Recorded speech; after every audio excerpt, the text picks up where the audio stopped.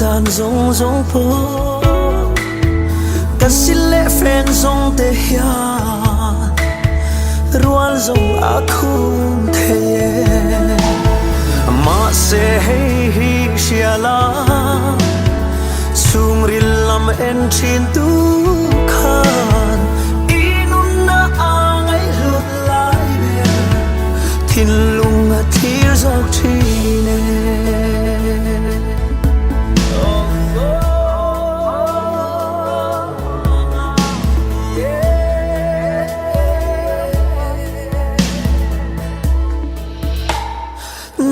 sum lệ pai zong a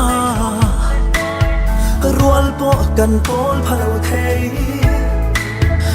ma se hey hi dom te I thara wa hau sa e hey hi shiala chung rilam en chin tu khan inum na angai lut lai be thin lung a thir zok chine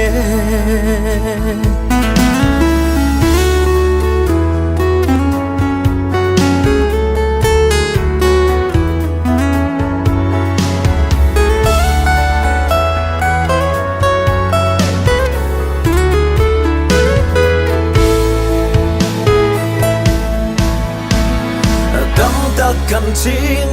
dem te kan sing le tree lung oi na kim mu zo reng an om si lo du sam aya tam po nei ma si lo an tha reng am muang thei lo Krista an nei si lo ole hey hi shiala chung rilam en chin tu khan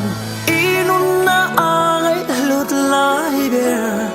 thin lung a thir zok chine someone na Krista chu avin lo zong zela inun na ai lut lai be thin lung kha lan ang che thin lung kha la ro le